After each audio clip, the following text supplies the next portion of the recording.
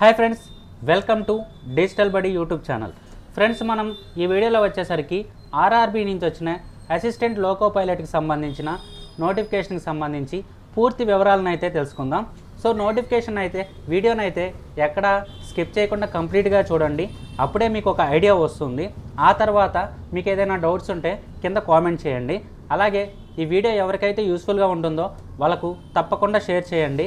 అలాగే ప్రభుత్వ ఉద్యోగాలకు సంబంధించిన సమాచారం ఎప్పటికప్పుడు పొందడానికి ఛానల్ని సబ్స్క్రైబ్ చేసుకోండి. ఇంకా మనం టాపిక్లోకి వెళ్ళినట్లయితే దీనికి సంబంధించి ఆన్లైన్ అప్లికేషన్ ప్రాసెస్ అనేది మనకి జనవరి 20వ తారీఖు నుంచి ప్రారంభమైతే అయింది. సో దీనికి సంబంధించిన లాస్ట్ డేట్ వచ్చేసరికి మనకి ఫిబ్రవరి 19. అలాగే మీరు అప్లికేషన్లో ఏదైనా మిస్టేక్ చేసినట్లయితే మీకు ఫిబ్రవరి 20 నుంచి 29 వరకు మీరు సెర్చ్ చేసుకోవచ్చు. ఇంకా మనకి పోస్ట్ నేమ్ వచ్చేసరికి assistant loco pilot ALP level 2. అలాగే ఇనిషియల్ శాలరీ వచ్చేసరికి 19,900 వరకు ఉంటుంది. అలాగే దీనికి సంబంధించి మీ ఏజ్ క్రైటీరియా వచ్చేసరికి 1 జూలై 2024 కల్లా మీకు 18 నుంచి 30 సంవత్సరాల లోపు ఉండాలి. అలాగే మనకి గవర్నమెంట్ నామ్స్ ప్రకారం SC STలకి 5 ఇయర్స్, అలాగే OBC క్యాండిడేట్స్కి 3 ఇయర్స్ ఏజ్ రిలాక్సేషన్ అనేది ఉంటుంది.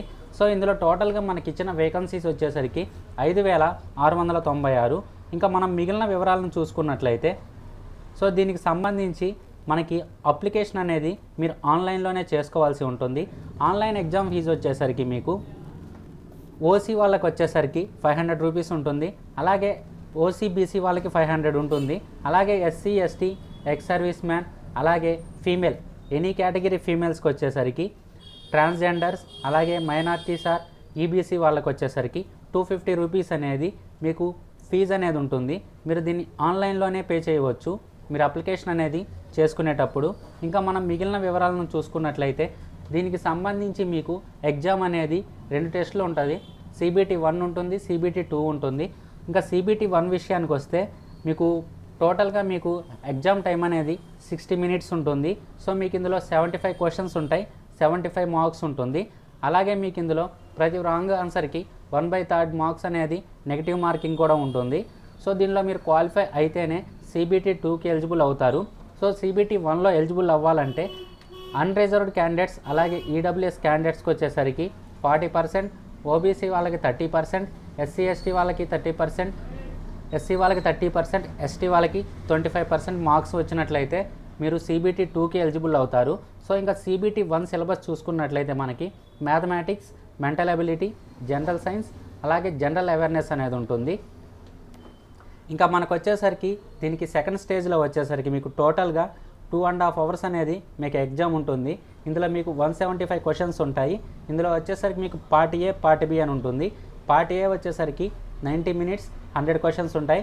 పార్ట్ B వచ్చేసరికి 60 మినిట్స్ 75 క్వశ్చన్స్ ఉంటాయి. సో దీనిలో కూడా మీరు ఎలిజిబుల్ అవ్వాలంటే అన్రిజర్వ్డ్, అలాగే EWS క్యాండిడేట్స్ వచ్చేసరికి 40%, OBC 30%, SC 30%, ST 25% మార్క్స్ అనేది రావాలి. దీనిలో కూడా మీకు 1/3 అనేది నెగిటివ్ మార్క్ ఉంటుంది. దీనికి సంబంధించిన సిలబస్ అనేది ఇక్కడ ఇచ్చారు. సో సిలబస్ అనేది కొద్దిగా ఎక్కువగానే ఉంటుంది కాబట్టి సో నేను కింద డిస్క్రిప్షన్లో ఈ నోటిఫికేషన్ లింక్ ఇస్తాను. మీరు అక్కడి నుంచి నోటిఫికేషన్ డౌన్లోడ్ చేసుకొని చెక్ చేసుకోవచ్చు. సో ఇంకా దీనికి సంబంధించిన ఎడ్యుకేషనల్ క్వాలిఫికేషన్ చూసుకున్నట్లయితే ఒకసారి మనకి ఎనాక్జర్ 1లో అనేది ఇచ్చారనమాట ఎడ్యుకేషనల్ క్వాలిఫికేషన్స్. ఒకసారి చూద్దాం.